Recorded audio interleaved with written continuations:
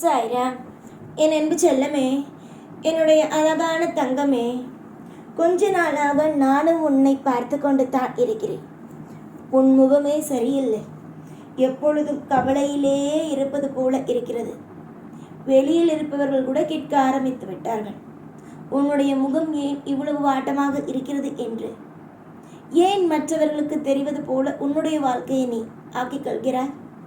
யாராவது வந்து உன்னிடம் கேட்க வேண்டுமா, உனக்கு என்ன ஆயிட்டு, உனக்கு என்ன நடக்குது என்பதை? அப்படி கேட்டால்தான் நீ நிம்மதியாக இருப்பாயா? என்னதான் அம்மா இது, எனக்கு உன்னை புரிந்து கொள்ள முடியவில்லை. தயவு செய்து ஒரே ஒரு விஷயத்தை மட்டும் தெரிந்து கொள்ளுங்கள். இங்கு யாரிடமும் உங்களுடைய மனக்கவலையை காட்டாதீர்கள். அப்படி நீங்கள் காட்டினீர்கள் ஆனால் அவர்களுக்கு உங்களுடைய வாழ்க்கையை நீங்கள் விட்டு கொடுத்தது போல ஆகும். இன்றைய நிலைமை கஷ்டம் என்ற ஒரு சூழ்நிலைக்குள் நீங்கள் இருக்கிறீர்கள். இதே கஷ்டமான சூழ்நிலையில் நாளை இருப்பீர்களா கேட்டால் கிடையாது.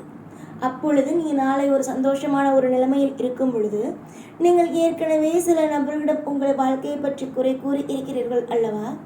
அவர்கள் என்ன பேசுவார்கள்? நேற்று வரைக்கும் கஷ்டத்தை பற்றி என்னிடம் ஓதிக்கொண்டு இருந்தான், இப்பொழுது பணம் வந்தவுடன் ஒரு ஆட்டம் என்பார்கள். நீ சாதாரணமாகத்தான் இருப்பாய், ஆனால் அதற்கு பேர் ஆட்டம் என்பார்கள். இதெல்லாம் உனக்கு தேவையா? சொல் பார்ப்போம். உன்னுடைய வாழ்க்கையை பொறுத்த வரைக்கும் எதையும் வெளியில் காட்டாதே. அப்படி வெளியில் நீ காட்டினால் பின் விளைவுகளை சந்திக்கப் போவது நீயாகத்தான் இருப்பாய்.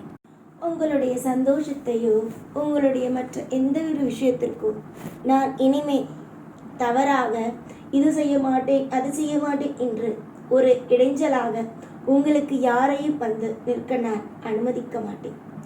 உங்களுடைய வாழ்க்கையை பொறுத்த வரைக்கும் இனி அத்தனையும் நலமாகவே இருக்கும்.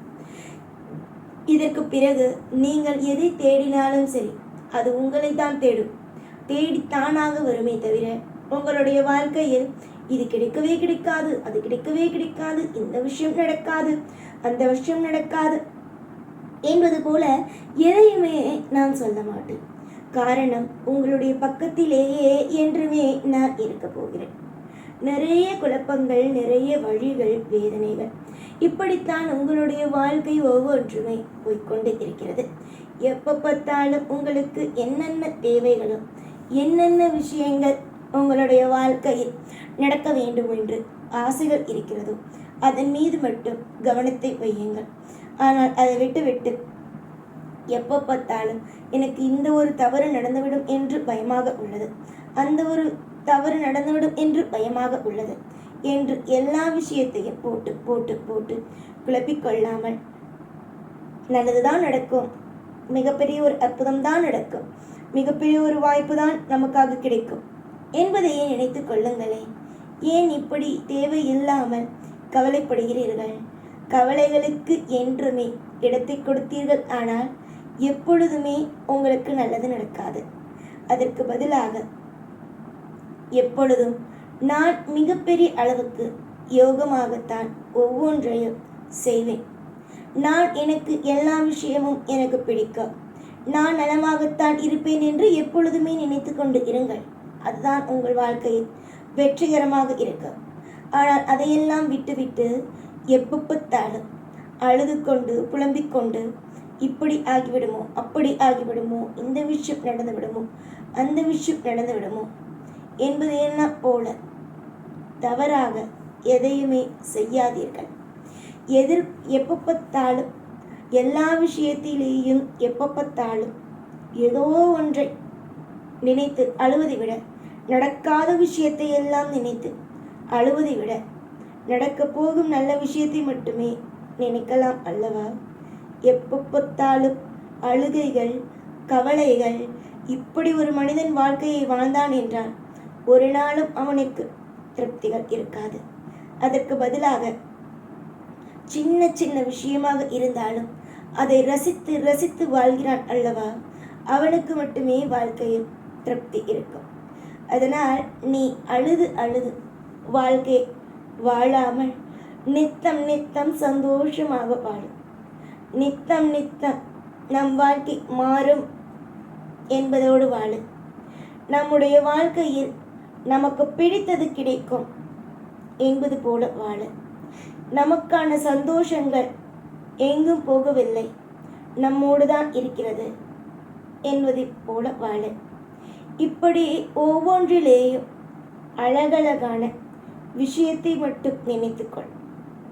இப்படி நீ எதையெல்லாம் அற்புதமாக நினைக்கிறாயோ அது எல்லாமும் உனக்கு தானாகவே வந்து சேரும். மனதுக்குள் போராட்டங்கள் இருக்கிறது தான், அதுவே முழுநாள் போராட்டங்களாக ஆகிவிடக்கூடாது தானே. எல்லா நாளும் நீங்கள் கவலைகளோடு மட்டுமே பார்த்தீர்கள் ஆனால் வாழ்க்கையில் ஒரு நாளும் ஜெயிக்க முடியாது தானே. அதனால்தான் செல்வேன், திருப்திகள் மலர்ந்தே தீரும்.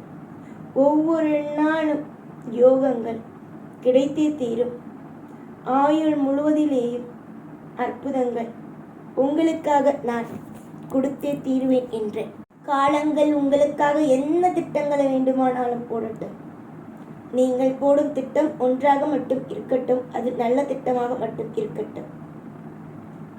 எப்ப பார்த்தாலும் அழுகையோடு இருந்து இருந்து உங்களை நீங்களே கஷ்டப்படுத்திக் கொள்வதற்கு பதிலாக அமைதியாக இருந்து வாழ்க்கையில் வெற்றி பெற்று விடுவேன் என்று இருங்கள்.